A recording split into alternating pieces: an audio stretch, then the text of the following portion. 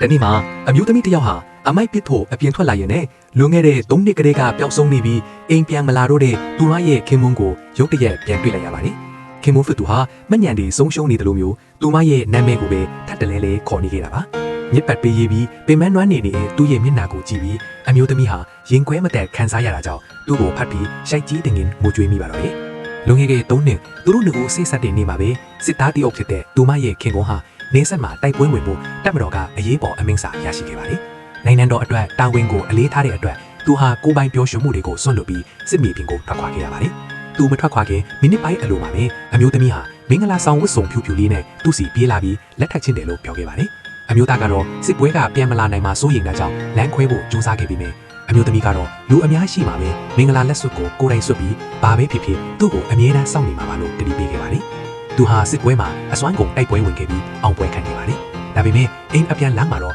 အတူပါလာတဲ့ရဲဘော်တယောက်ရဲ့တစ္ဆာဖောက်မှုကိုခံလိုက်ရပါတယ်။အဲ့ဒီလူကသူ့ကိုတတ်ပြီး6ထဲကိုတွန်းချခဲ့တာပါ။ဒါပေမဲ့သူ့ရဲ့အမေကတော့အလောင်းမတွေ့မချင်းတားဖြစ်သူတေးပြီးဆိုတာကိုမယုံကြည်ခဲ့ပါဘူး။ဒါကြောင့်သားကိုပြန်ရှာပေးနိုင်တဲ့သူကိုဒေါ်လာ1ဘီလီယံစုကြေးပေးမယ်လို့ကြေညာခဲ့ပါတယ်။တစ်ဖက်မှာလည်းအမျိုးသမီးလေးဟာအိမ်အောင်ပြုတ်ဖို့အတင်းအကျပ်တိုက်တွန်းနေတဲ့မိဘတွေအိမ်ကနေဆင်းလာခဲ့ပြီးခင်မွန်းဖြစ်သူကို3နှစ်တိုင်တိုင်စောင့်ရှောက်ခဲ့ပါတယ်။နောက်ဆုံးမှာတော့ခင်မွန်းကိုပြန်တွေ့ခဲ့ပြီးမှသူဟာစိတ်ဝေဒနာရှင်တစ်ယောက်ဖြစ်နေပါပြီ။သူမဟာခင်မွန်းကိုစွန့်သွားပြီးအကောင်းဆုံးဆရာဝန်တွေနဲ့ကုသပေးဖို့ကြိုးစားပါတယ်။ဆေးဘဝကအတွက်ပိုက်ဆိုင်ရှာဖို့စောက်လုပ်ရေးလုပ်ငန်းခွင်မှာပင်ပန်းပန်းအလုပ်လုပ်ခဲ့ရပါတယ်။ဒါတော့မှငွေမလောက်တဲ့အတွက်နောက်ဆုံးမှာတော့မိဘတွေစီအကူအညီတောင်းဖို့သွားခဲ့ပါတယ်။ဒါပေမဲ့မိဘတွေဟာလည်းစီးပွားရေးပြက်ကွက်ပြီးအမိုက်ကောက်ရတဲ့အထိဆင်းရဲဒုက္ခရောက်နေတာကိုတွေ့လိုက်ရတဲ့အခါသူမဟာစိတ်မကောင်းဖြစ်ပြီးမိဘတွေကိုတောင်းပန်ခဲ့ပါတယ်။မိဘတွေကလည်းတမီးကိုခွင့်လွှတ်ပြီးအတူတူရပ်တည်ပေးခဲ့ကြပါတယ်။နောက်တစ်နေ့မှာတော့ဆွေမျိုးအချို့ရောက်လာပြီးသူမကိုချမ်းသာတဲ့လူအုပ်ကြီးတယောက်နဲ့လက်ထပ်ဖို့လာရောက်တိုက်တွန်းကြပါတယ်။ဒါမှသာစီးစိမ်ဥစားနဲ့ကောင်းမွန်တဲ့ဘဝကိုရနိုင်မယ်လို့ပြောကြတာပါ